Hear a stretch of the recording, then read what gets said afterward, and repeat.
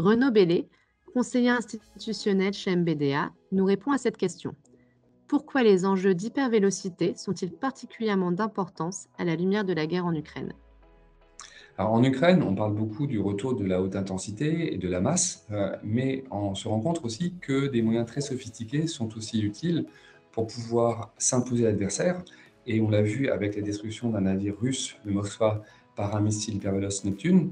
Mais aussi, on voit à contrario que la pénétration des défenses adverses, même d'un pays qui n'a pas forcément de grandes capacités, comme l'Ukraine, face à la Russie, nécessite des moyens qui permettent de surmonter en fait les difficultés de pénétration et les missiles hypervéloces, par leur vitesse, sont plus difficilement interceptables, mais aussi ils peuvent détruire des cibles à haute valeur ajoutée, notamment des centres de commandement.